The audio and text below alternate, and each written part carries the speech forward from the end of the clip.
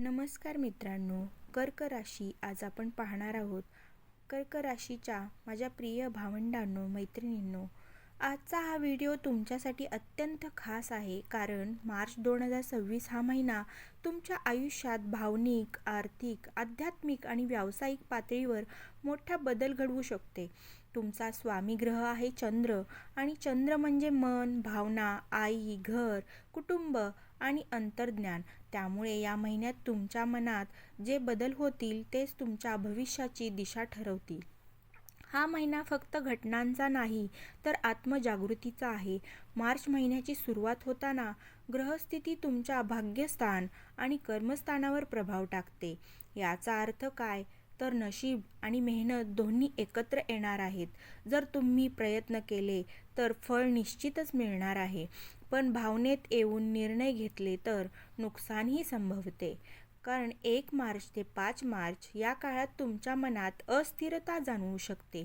काही जुन्या आठवणी, काही अपूर्ण गोष्टी पुन्हा डोक्यावर काढतील. विशेषतः प्रेमसंबंध किंवा जुन्या मित्रांशी संबंधित विचार त्रास देऊ शकतात. या काळात कोणताही मोठा निर्णय घेऊ नका. ध्यान, प्राणायाम, शिवनाम जप करा. 6 ते 10 मार्च या काळात आर्थिक हालचाली वाढतील. घरासाठी खर्च, वाहन दुरुस्ती, कुटुंबासाठी काही मोठी खरेदी संभवते. पैसा जाईल, पण योग्य कारणांसाठी जाईल. ज्यांनी गुंतवणूक केली आहे त्यांना थोडा ताण येईल, पण महिन्याच्या मध्यापर्यंत परिस्थिती सुधारेल. 11 मार्च ते 15 मार्च हा टर्निंग पॉइंट आहे. अचानक एखादी चांगली बातमी मिळू शकते. प्रमोशन, नवीन जॉब ऑफर, अडकलेले पैसे परत मिळणे, व्यवसायात मोठा क्लायंट मिळणे असे योग दिसतायत. तर तुमच्यात आत्मविश्वास वाढेल. पण लक्षात ठेवा, अहंकार नको. 16 मार्च ते 20 मार्च प्रेम आणि वैवाहिक जीवनासाठी महत्त्वाचा काळ आहे. अविवाहितांना प्रस्ताव येऊ शकतो. जुनं प्रेम परत येण्याचा योग. विवाहितांनी संवाद वाढवावा. जोडीदारांच्या भावना समजून घ्या. रागाने बोललेले शब्द नातं बिघडवू शकतात. त्यानंतर 21 मार्च नंतर सूर्य कर्मस्थानात येतो आणि तुमच्या करिअरला गती देत आहे. ऑफिसमध्ये तुमची दखल घेतली जाईल. वरिष्ठ तुमच्यावर जबाबदारी टाकतील.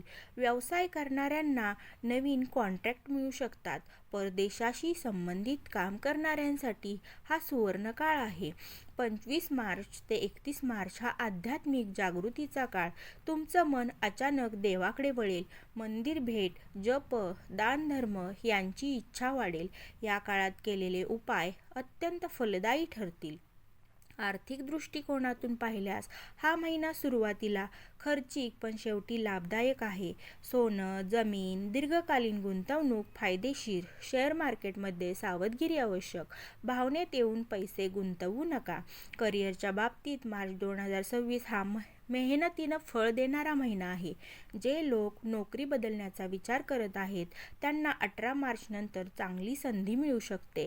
व्यावसायिकांनी भागीदारी करताना कागदपत्र नीट तपासावीत. गुप्त शत्रू सक्रिय असू शकतात. आरोग्याच्या दृष्टीने मानसिक ताण टाळा. छातीत जडपणा, पोटाचे विकार, झोप न लागणे अशी समस्या होऊ शकते. चंद्राशी संबंधित त्रास असल्याने पाण्याचं प्रमाण वाढवा. सोमवारी उपवास किंवा शिवपूजन करा.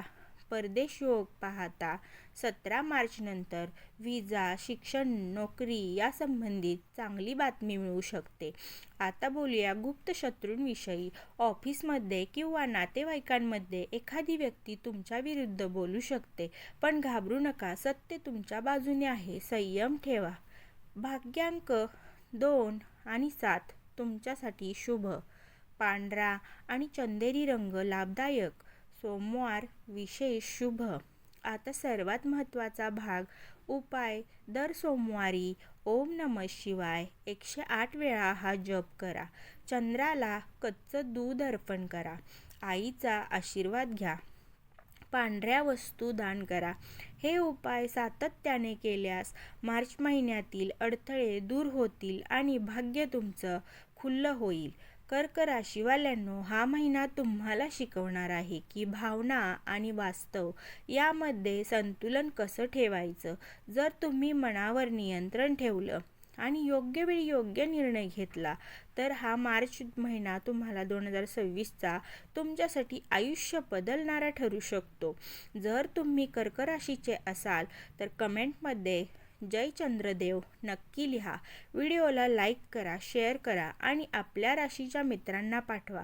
अशाच सखोल भविष्यवेधासाठी चॅनेलला सबस्क्राईब करा. श्री स्वामी समर्थ.